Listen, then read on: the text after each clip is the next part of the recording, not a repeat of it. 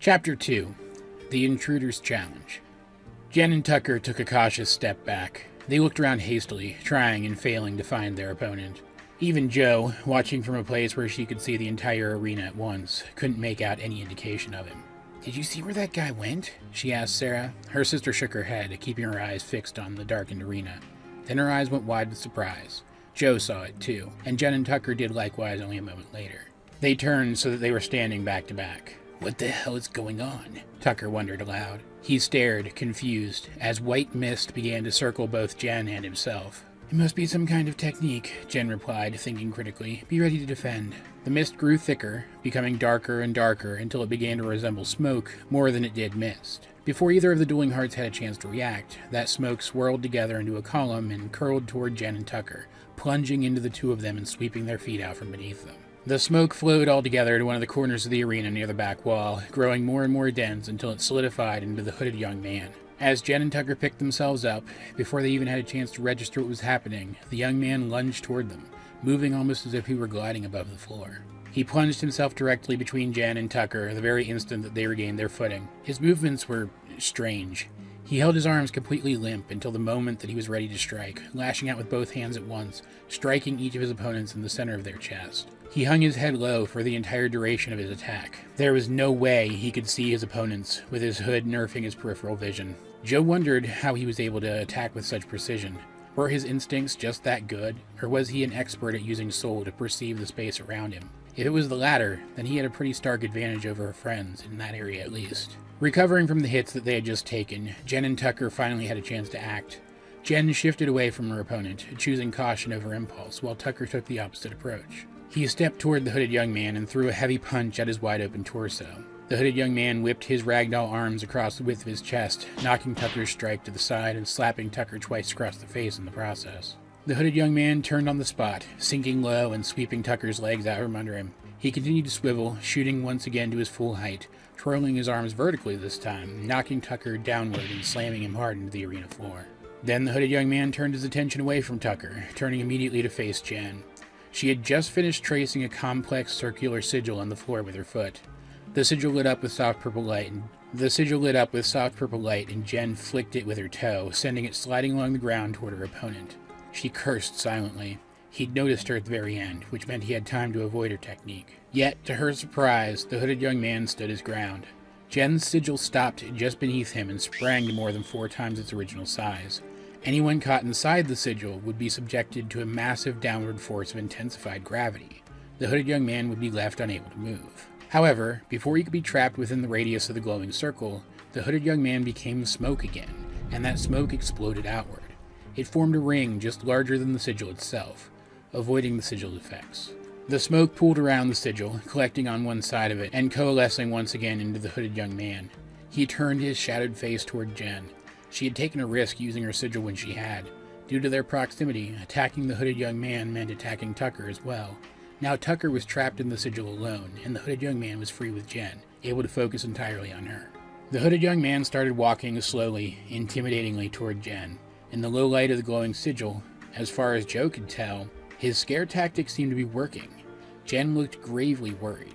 Desperately, she strafed to the side and tossed 3 soft purple orbs at her opponent in succession. 2 curved, missing him by several feet, striking the invisible barrier that surrounded the arena, but the 3rd flew true. Despite this, the hooded young man didn't adjust his stride even slightly. An instant before that 3rd orb would have hit him, he became smoke for a 3rd time, just long enough for the orb to pass through him harmlessly. He kept walking. Jen skid to a stop and backed slowly into the corner of the arena, her eyes gleaming with fear. Scared as Jen seemed, back at their table, Jo and Sarah weren't worried at all anymore. And they weren't surprised when Jen's look of fear transformed before their eyes into a triumphant grin. The sisters had seen their cousin use tricks like this before. She had calculated that her opponent would be able to avoid her soul attacks, so she hadn't actually attacked him at all. Instead, she had been aiming for the only other person involved in their fight.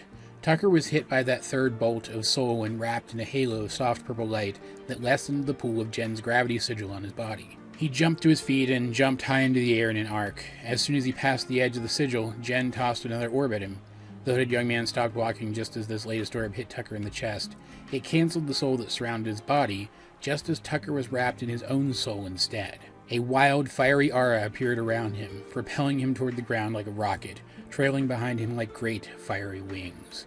Fiery red soul collected around his right hand, and he drew it back, ready to strike his opponent with his full strength. The hooded young man had less than a second to react, with Tucker's fist less than an inch from his head. Jo was sure that her friends had won, until the hooded young man launched himself in a puff of smoke clear across to the other side of the arena. Instead of hitting him, Tucker's attack hit the arena floor. Even from so far away, Jo and Sarah could feel the ground shake. Tucker shook his head, wincing, and straightened up. His aura collapsed, and he turned toward his opponent again just as Jen stepped up to his side. "It was a good plan," he told Jen quietly, "to trick him into thinking I was out of the fight. But he must have seen it coming somehow." Jen frowned and scrutinized her opponent. She didn't know for sure whether Tucker was right or not, and without being able to read her opponent's expression, she couldn't confirm his suspicions one way or another. If Tucker wasn't right, then this opponent was just that much faster than the two of them, and that wasn't a thought that Jen found comforting. From her place at the nearby table, Jo mirrored her cousin's expression. "Sarah," she said, speaking carefully as if she was worried that her words might trip her up, "is it just me, or does this fight remind you of a first heart-to-heart with Lawrence?" Sarah interjected, completing her sister's thought. "He's toying with them," Jo elaborated, "just like Lawrence did." "No," Sarah argued, "I don't think this is the same. Even at the beginning of their fight, Lawrence still had to pay attention. This guy, he's being almost lazy about it. Jen and Tucker are way stronger than they were when the Soul Takers first showed up, and they fight better as a team. And Hoodie here is having an easier time against them than Lawrence did." Jo didn't say anything. She knew Sarah was right, but she wasn't as willing as her sister to admit it out loud. She knew if she did, she'd start yelling to her friends all of their realizations, which would only put their opponent more on guard. Thankfully, she didn't need to say anything for Jen and Tucker to realize just how seriously they should be taking things. In the low light of the arena, it was easy to see when Tucker's eyes began to glow red like embers. Energy rolled off of him and filled the air as he willed his two energies to mix. Tucker's soul overflowed and wrapped his body, and his fiery aura sprang back into existence, twice as large and twice as wild as before. Soul flowed into his hands, and they became wrapped in actual flames. At his side, Jen mixed her energies as well. Rather than form a proper soul aura, she wrapped herself in the soft glow of her purple gravity soul, reducing the effects of gravity on her body, allowing her to jump higher and move faster than the average fighter, even if it did mean that she couldn't put as much weight behind her blows and therefore couldn't hit as hard. Across from the two dueling hearts, their opponent stood with his arms limp at his sides and his chin down, just as he had since the beginning of the fight. He hadn't bothered to raise his guard once, and this renewed determination from Jen and Tucker wasn't enough to inspire a change. Jen and Tucker rushed at him together. Tucker, with his aura backing him, pulled ahead of his partner in an instant. In his typical reckless style, he held both of his hands ready to strike, not bothering to cover his torso or his face at all, striking rapidly in succession, targeting any of Hoodie's vital points that he could see. His hands moved so quickly that they couldn't be seen except for the trails of fire that they left behind, and yet Hoodie managed to sidestep each and every one of them in turn. As Tucker drew their opponent's attention, Jen got into position. Tucker wound up, stepped hard, and struck at Hoodie with everything he had, but in doing so he left his torso completely open. Hoodie became smoke again and dispersed just in time for Tucker's fiery fist to pass right through him, reconstituted inside Tucker's guard, and spun in place, slinging his fist at the center of Tucker's chest. His attack hit. Tucker, protected by his aura, didn't take much damage, but he was still knocked back a considerable distance. It was at that moment, though, that Jen made her move. The entire time, she had been standing just behind Tucker. She vaulted over him, and at the last moment, the soft purple soul that surrounded her disappeared. She drove her feet, backed by her full weight, right into Hoodie's chest. He was sent sprawling. For a few seconds, Jo forgot that this was an official match, and her heart began to beat anxiously as she wondered why Jen didn't press her attack. Then Eric started the 10 count and reminded her. If Hoodie stayed down for the entire count, he would lose. If he ignored the rules and tried something, Jo and Sarah would intervene, and the 4 dueling hearts would stop him together. That didn't matter yet, though. The count had barely reached 2 before Hoodie rose eerily to his feet, like a puppet being lifted by a set of strings. Without missing a beat, he transitioned into a forward lunge. Jen and Tucker stepped back, raising their defenses, but before they knew what had happened, Hoodie dispersed again in another puff of smoke, appearing directly between them. Hoodie spun in place, driving his fists into both of his opponent's faces at the same time and making them stumble. He continued to turn, jumped up, and kicked his 2 opponents in the chest. They were knocked hard to the ground. Without an aura, Jen took more damage. She wasn't able to rise immediately, but Tucker was able to spring right back to his feet and resume his attack. It was clear even from where Jo sat 30 feet away that Tucker was beginning to wear out. He had kept a sizable aura going for a while now, and yet, in that moment, he forced his energies to mix again, renewing his aura and making it even larger. This had the benefit of making him stronger and faster at the cost of increasing the demand on his stamina, but that wasn't what Tucker was worried about right now. He needed any advantage that he could get, even if it wouldn't last. Tucker lunged at Hoodie, but this time he took his time and attacked carefully. This time, when Hoodie repositioned himself in a puff of smoke, Tucker was prepared. Assisted by his aura, he was able to turn in time to deflect the subsequent strike and then counter. He threw a side kick at his opponent's chest, but Hoodie avoided it by shifting away from Tucker, putting a full 10 feet between them. Tucker threw himself at his opponent again. His soul turned away from him, launching him like a rocket. He struck, but his opponent diverted the strike upward. Hoodie countered by driving an elbow into Tucker's gut, but Tucker endured. He brought his elbows down, meaning to drive them into his opponent's shoulders, but Hoodie turned his body 90 degrees at the very last second, avoiding his opponent's attack and driving his elbow into Tucker's chest. Tucker stumbled back, and Hoodie pressed his attack. He spun, slinging knife-hand strikes at Tucker's face and neck. Tucker deflected them both with a degree of effort, but by now his aura was beginning to fluctuate, its light beginning to flicker and fade. He was breathing heavily under its strain, and yet he ignored his own suffering, refusing to back down.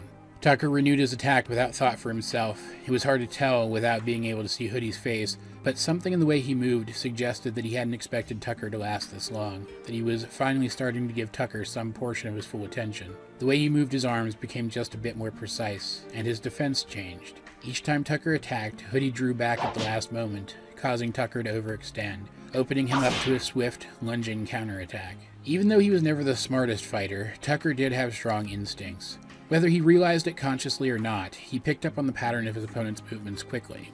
He was determined, but not so much that it made him reckless enough to become locked into a pattern of vulnerability. He turned his aura forward and launched himself violently away from his opponent, slid to a stop, and punched the ground with a soul-charged fist. A circle of fiery pillars burst from beneath the floor, surrounding Hoodie, keeping him contained. "You're up," Tucker said, seemingly to no one, and Jen flickered into view at his side. The flames surrounding their opponent were thick enough that Jen couldn't see him, but that didn't matter. Standing there at Tucker's side, she closed her eyes and concentrated, sending waves of her own life energy out into the space that was energized by the heart-to-heart. She was able to feel when her own life energy pushed against the life energy of her opponent, and when his life energy pushed back. She was able to perceive him without needing to see him at all. Jen held her hands out to her sides. In her left hand, one of her soft purple gravity soul orbs sprang into existence, even as she traced a simple sigil in the air with her other hand, a very similar orb forming from that sigil a moment later. Jen threw the first orb wide with a curve that took it up above the pillars of fire, tossing the other one after it a moment later. It impacted the first at the apex of its arc, deflecting it downward and into Tucker's fiery circle. The orb moved quickly, but Jen knew that their opponent would be able to avoid it if he tried. In fact, with her sixth sense, she perceived the moment that Hoodie became aware of the orb and tried to dodge it. She concentrated again, exerting her will on the orb. It curved just enough to follow Hoodie and hit him in the center of his chest. Jen nodded and Tucker raised his hands, lowering them slowly. The pillars of flames collapsed, and Jen traced another simple sigil in the air. The orb that had struck Hoodie unfurled like a flower, flattening out into a much smaller, simpler version of the one that Jen had traced on the floor earlier. Meanwhile, a third orb appeared in Jen's hand. She threw it at Tucker just as he squared up his stance, bracing himself. He punched the little orb, and it unfurled likewise, tagging his fist. Instantly, Hoodie surged forward, yanked clear off of his feet, pulled by the sigil on his chest toward the sigil on Tucker's fist. Jen wrapped herself once again in her anti-gravity soul and jumped almost perfectly straight up. Tucker renewed his aura and drew back his fist. As his opponent drew close, he wrapped that fist in a fiery red soul, and Jen dissipated her anti-gravity soul and fell immediately to land just behind their opponent. She threw a punch at the back of his head, while Tucker threw a much more powerful punch at his chest. By all indications, the two dueling hearts had managed to catch their opponent in a two-pronged attack. Hoodie was completely off balance. His chances of responding in time were nearly zero, and yet, at the last second, he became smoke again, and avoided their attacks completely. The sigil on Hoodie's chest also broke. It simply wasn't able to hold on to something as fleeting as smoke. The forward momentum of the cloud that had been their opponent stopped instantly, and Jen and Tucker's strikes passed right through it. It shifted and then reconstituted itself into Hoodie once again. Turning on his heel, he swept his opponent's feet out from under them, and then thrust a palm at each of them. More smoke burst from within his sleeves, pushing the two dueling hearts in different directions, knocking them off of opposite sides of the arena, out of bounds. The entire crowd was silent. They had wanted a heart-to-heart, but they didn't know what to think of what they had just seen. The average visitor to the Mega Dojo didn't know everything that the Dueling Hearts had been through, but they did know the Dueling Hearts as the amateur team that had scored an impossible victory against the pros of Team Beatdown and their until then undefeated leader Christopher Johnson. Seeing any two members of the Dueling Hearts defeated by just one opponent was shocking to them, and it didn't help that this opponent was a strange one with strange powers, even for a soul fighter. Meanwhile, Joe and Sarah were left in a similar state. They were speechless. Joe was shaking with anxiety, having to consciously steady herself. What was going on? Who was this mysterious challenger? What did he want? Some of her questions were about to be answered, at least, as Eric announced the end of the heart-to-heart and Jen and Tucker picked themselves up. The hooded young man walked over to stand at the side of the arena nearest to Joe and her sister. He cocked his head ever so slightly and faced in Joe's direction, though it was impossible to tell if he was looking at her or not. "Joanna Seeger," the hooded young man declared, "I hope you enjoyed the show. This entire display was for your benefit, after all." Joe shifted uncomfortably in her seat and continued to listen. "If I have your attention, if you have begun to suspect which group I represent, then I implore you to accept my challenge. I'll be somewhere nearby. If your abilities have progressed as expected, you will be able to find me. I'm only interested in you. There's no reason for anyone else to become involved. Let's end this, before anyone else has to get hurt." There was a murmuring from the spectators. They seemed to think that this was some kind of spectacle, that this entire exchange had been planned ahead of time, and that Joe was going to fight this mysterious hooded figure as well. But Joe knew better. Her suspicions had been confirmed, and her worst fears along with them. She rose slowly to her feet, her chin held high, making it clear that she had accepted the young man's challenge. He shifted his head again, just enough that his mouth could be seen peeking from beneath the shadow of his hood. He grinned another wide, toothy smile, and then he disappeared.